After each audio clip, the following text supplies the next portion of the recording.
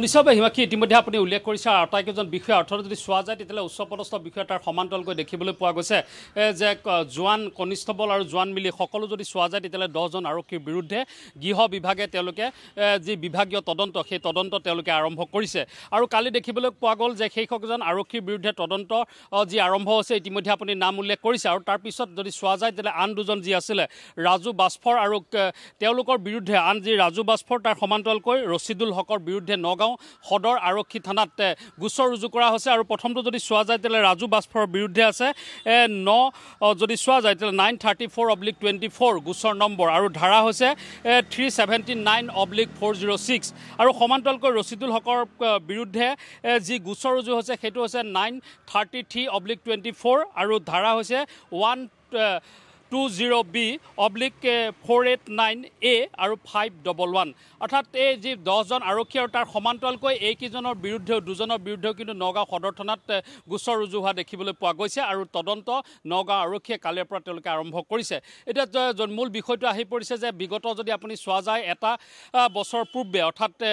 16 মে সেই ঘটনা সংঘটিত হৈছিলে জোনমণি ৰাভাৰ মৃতদেহ জখলাবন্ধা থানাত দুৰ্ঘটনাত পতিত হোৱা বুলি জখলাবন্ধা থানাৰ যি পথ আছিলে সেই পথত দুৰ্ঘটনাত পতিত হোৱা বুলি এই আৰক্ষীয়ে জানিবলৈ দিছিলে আৰু তাৰপিছত সেই যি বিভাগীয় তেওঁলোকৰ তদন্ত হ'ব লাগিছিল সেই তদন্তত গাফিলতি হোৱাৰ কাৰণে সেই গোচৰ গৈ পাইছিলে CIDৰ ওচৰ আৰু CIDৰ পিছত দেখিবলৈ পোৱা গৈছিলে যে অসমৰ ৰাইজে তাৰ সমান্তৰালকৈ জোনমণি ৰাভাৰ পৰিয়ালে দাবী কৰিছিল আৰু তাৰপিছত দাবী কৰাৰ পিছত সেই গোচৰ CBI হাতলৈ অৰ্পণ কৰা হৈছিলে। CBI বিষয়াসকল আহি উপস্থিত হোৱাৰ পৰা আৰম্ভ কৰি যেতিয়া সমগ্ৰ তদন্ত প্ৰক্ৰিয়া আৰম্ভ কৰিছিলে আৰু সেই সময়ত সকলোৱে জানে যে জোনমণি ৰাভাৰ মোবাইল উদ্ধাৰ হৈছিলে গাড়ীত অৰ্থাৎ কেইবামাহ পিছত CBI যেতিয়া আহি উপস্থিত হৈছিলে দলটো তেতিয়া তেওঁলোকে মোবাইল উদ্ধাৰ কৰিবলৈ সক্ষম হৈছিলে। তাৰ সমান্তৰালকৈ জোনমণি ৰাভাৰ মাতৃয়ে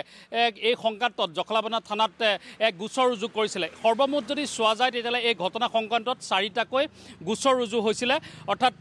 এই 4টা গোচৰৰ কিন্তু অধীনত ইতিমধ্যে CBI যেতিয়া তদন্ত আৰম্ভ কৰিছিল আৰু সেই তদন্ত প্ৰক্ৰিয়াত দেখিবলৈ পোৱা গৈছিলে যদিও সেয়া দুৰ্ঘটনাত পতিত হোৱা বুলি জোনমণি ৰাভাৰ মৃত্যু বুলি তেওঁলোকে কৈছিলে কিন্তু তাৰ সমান্তৰালকৈ আৰক্ষীয়ে সমগ্ৰ ঘটনাত ক'ৰবাত নহয় ক'ৰবাত তেওঁলোকৰ যি দায়িত্ব সেই দায়িত্বত গাফিলতি কৰিছে যাৰ কাৰণে জোনমণি ৰাভাৰ সোণৰ চেনেই হওক তাৰ সমান্তৰালকৈ মোবাইল ফোনেই হওক এনে বহু বস্তু তেওঁলোকে উদ্ধাৰ কৰিবলৈ সক্ষম হোৱা নাছিলে আৰু সেই সংক্ৰান্ততে আমি কৈছোঁৱে যে আৰক্ষীয়ে যি তদন্ত সেই তদন্তত ক'ৰবাত হিনদেৰি কৰা অৰ্থাৎ তেওঁলোকে বহু তথ্য প্ৰমাণ নষ্ট কৰাৰো অভিযোগ CBI তুলিছে আৰু সেই CBI সেয়েহে এইসকলৰ বিৰুদ্ধে বিভাগীয় তদন্ত আৰু তাৰ সমান্তৰালকৈ দুজনৰ বিৰুদ্ধে গোচৰ ৰুজু কৰিবলৈ দিছে। আৰু চাওক হিমাক্ষী যে সমগ্ৰ ঘটনা যদি আপুনি চায় তেতিয়াহ'লে বিগত বৰ্ষৰ ইতিমধ্যে আমি উল্লেখ কৰিছোঁ যে বিগত বৰ্ষত দেখিবলৈ পোৱা গৈছিলে অৰ্থাৎ মে মাহত যদি আপুনি চায় তেতিয়াহ'লে মে মাহৰ 16 তাৰিখৰ ঘটনা কিন্তু তাৰ কিছুদিন যদি আমি পূৰ্বলৈ ঘূৰি যাওঁ তেতিয়াহ'লে আমি কিন্তু দেখিম যে এই সমগ্ৰ ঘটনাৰ লগত কিন্তু এটা নকল সোণ জাল নোট এই সমগ্ৰ কথাখিনি কিন্তু জড়িত হৈ পৰিছিলে। এইকাৰণে যে যদি দেখিবলৈ পোৱা গৈছিলে যে এই জাল নোট নকল সোণৰ ক্ষেত্ৰত 4টা গোচৰ যি ৰুজু হৈছিলে তাত কিন্তু লখিমপুৰ আৰক্ষীৰ পৰা আৰম্ভ কৰি নগাঁও আৰক্ষী পাৰ হৈ পেলাই দিছপুৰ পাইছিলেগৈ আৰু সেই আজগৰ আলী নামটো হয়তো এতিয়াও অসমবাসীৰ কাণত গুঞ্জৰিত হৈ আছে যে আজগৰ আলীক যি আছিলে সেই আজগৰ আলীক নগাঁও মৰিকলঙৰ SI জোনমণি ৰাভা যেতিয়া সেই দায়িত্বত আছিলে মৰিকলং থানাৰ দায়িত্বত আছিলে আৰু তাৰ পৰা নিশা গৈ তেওঁ অভিযান চলাই আজগৰ আলীক আটক কৰিছিলে আৰু আজগৰ আলীক আটক কৰি তাৰ পৰাই বাটৰ পৰাই তেওঁক এৰি দিয়া হৈছিলে আৰু তাৰ বাবদ ফোনপে'ত কিমান টকা তেওঁলোকে পে' কৰিছিলে অৰ্থাৎ কনিষ্টবল মজিবুৰ ৰহমানক গুগল পে'ত সেই টকা পে' কৰিছিলে আৰু পে' কৰাৰ ফলত আজগৰ আলীক তাৰ পৰা যাবলৈ দিয়া হৈছিল। এনেধৰণৰ কথা গৈ যেতিয়া দিছপুৰ পাইছিলেগৈ অৰ্থাৎ DGP অফিচ পোৱাৰ পিছত সমগ্ৰ অসমৰ আৰক্ষী বিভাগত কঁপনি উঠিছিলে বিশেষকৈ নগাঁও আৰু লখিমপুৰ আৰক্ষীৰ এই যুক্তি নেক্সাছটো সেই সময়ত কিন্তু পোহৰলৈ আহিছিলে আৰু তাৰপিছত জোনমণি ৰাভাৰ বিৰুদ্ধে বিভাগীয় তদন্ত অৰ্থাৎ নগাঁও আৰক্ষীৰ সেই সময়ৰ তদানীন্তন আৰক্ষী অধীক্ষক লীনা দলে তাৰ সমান্তৰালকৈ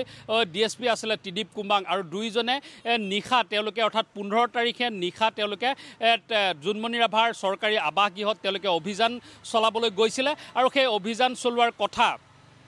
মাতৃয়ে বাৰে বাৰে অভিযোগ কৰিছে আৰু সেই অভিযান চলাবলৈ যোৱাৰ উমান পাই জোনমণি ৰাভা তাৰ পৰা ততাতৈয়াকৈ আঁতৰি যোৱা বুলি এই একাংশ লোকে ক'ব বিচাৰে আৰু এটা যি ফোন ৰেকৰ্ডিং ভাইৰেল হৈছিলে সেই সময়ত আৰক্ষীৰ এজন গাড়ী চালক আৰু এগৰাকী ব্যক্তিৰ মাজত যি ফোন ৰেকৰ্ডিং ভাইৰেল হৈছিলে তাত স্পষ্টভাৱে ওলাইছিলে যে OC সেই সময়ত আছিলে মনোজ